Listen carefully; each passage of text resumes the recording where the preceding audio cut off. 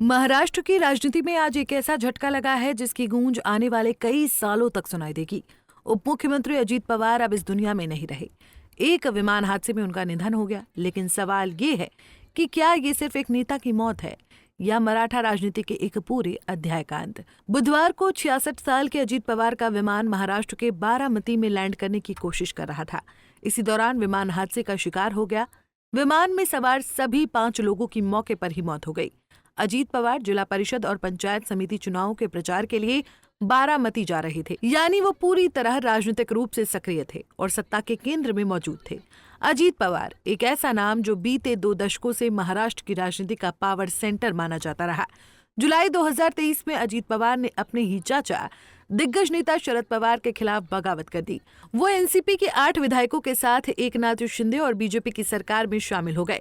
उन्होंने खुलकर कहा, प्रधानमंत्री नरेंद्र मोदी के नेतृत्व में देश आगे बढ़ रहा है, इसलिए हमने सरकार के साथ जाने का फैसला किया। ये सिर्फ राजनीतिक टूट नहीं थी, ये चाचा और भतीजे के रिश्ते का सार्वजनिक टूटना था। शरद पवार ने सीधे प्रधानमंत्री मोदी पर आरोप लगाया और कहा, मैं जनता के बीच जाऊंगा और उन्हें बताऊंगा कि ये सब शक्ति के दुरुपयोग से हुआ है।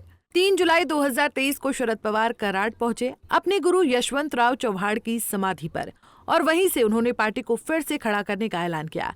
अजीत पवार की राजनीति की सबसे बड़ी कसक थी मुख्यमंत्री ना बन पाना। 2004 में जब एनसीपी सबसे मजबूत स्थिति में थी, अजीत पवार के पास विधायकों का समर्थन था, लेकिन मुख्यमंत्री बने विलासराव देशमुख।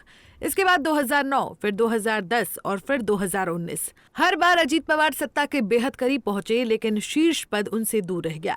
नवंबर 2024 के विधानसभा चुनाव में तस्वीर बदल गई। जहां लोकसभा चुनाव में अजीत पवार के एनसीपी सिर्फ 1 सीट जीत पाई थी, वहीं विधानसभा में उन्होंने 41 सीटें जीत ली। शरद पवार के एनसीपी एसपी सिर्फ 10 सीटों पर सिमट गई। 5 दिसंबर 2024 को अजीत पवार ने रिकॉर्ड 6ठी बार उप मुख्यमंत्री पद की शपथ ली। अब सवाल ये है कि अजीत पवार के निधन से सबसे बड़ा असर किस पर पड़ेगा?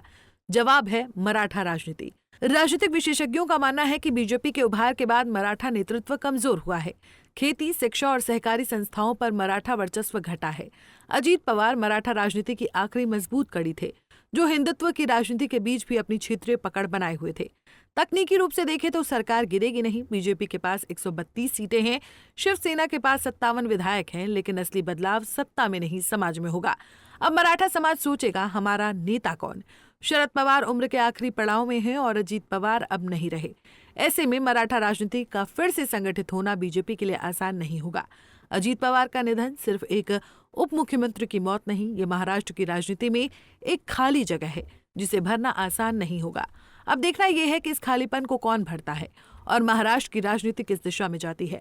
आप क्या सोचते हैं? क्या अजीत पवार के बाद मराठा राजनीति फिर से शरद पवार के पास जाएगी या कोई नया चेहरा उभरेगा? कमेंट में अपनी राय जरूर बताएं।